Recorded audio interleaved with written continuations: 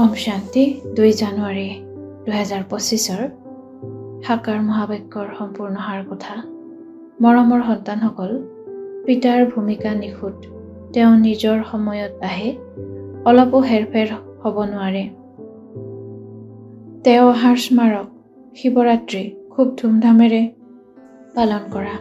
প্ৰশ্ন: কোনসকল সন্তানৰ বিকৰ্ম পুৰা বিনাশ নহয়? উত্তৰ: যাৰ যুগ ঠিক নহয়, পিতাৰ স্মৃতি নাথাকে, তেতিয়া বিকৰ্ম বিনাশ নহয়। যোগযুক্ত নোহোৱা বাবে সদ্গতি নহয়, পাপ থাকি যায়। তেতিয়া পদো কম হৈ যায়। যোগযুক্ত নোহোৱাৰ বাবে নাম ৰূপত আবদ্ধ হৈ থাকে। তেওঁলোকৰ কথাই স্মৃতিলৈ আহি থাকে। তেওঁলোক দেহী অভিমানী হৈ থাকিব নোৱাৰে। ধাৰণাৰ বাবে মুখ্য সাৰ: 1. শিৱ জয়ন্তীত অবিনাশী জ্ঞান ৰত্নৰ দোকান খুলি সেৱা কৰিব লাগে। ঘৰ ঘৰ আলোকিত কৰি সকলোকে পিতাৰ পৰিচয় দিব লাগে। 2. সত্য পিতাৰ লগত সততাৰে চলিব লাগে। কোনো বিকৰ্ম কৰি লুকুৱাব নালাগে। এনেকুৱা যোগযুক্ত হ'ব লাগে যাতে কোনো পাপ থাকি নাযায়। কাৰো নাম ৰূপত আবদ্ধ হ'ব নালাগে। বৰদান: মই বোধ সমাপ্ত কৰোঁতা পিতা ব্ৰহ্মাৰ সমান শ্ৰেষ্ঠ ত্যাগী হোৱা। সম্বন্ধৰ ত্যাগ, বৈভৱৰ ত্যাগ কোনো ডাঙৰ কথা নহয়, কিন্তু প্ৰতিটো কাৰ্যত সংকল্পটো আনক আগত ৰখাৰ ভাৱনা ৰখা, অৰ্থাৎ নিজৰ মইবোধ শেষ কৰি দিয়া।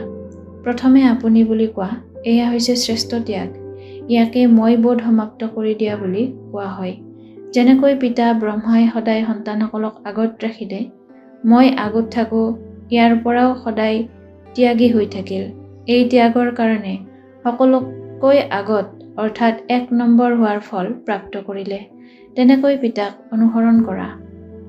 শ্লোগান: তৎক্ষণাৎ কাৰোবাৰ দোষ আঙুলিয়াই দিয়া, এয়াও দোষ দিয়া হয়। শক্তিশালী মনেৰে শক্তিৰ প্ৰকম্পন দিয়াৰ সেৱা কৰিবলৈ আজিৰ অব্যক্ত সংকেত।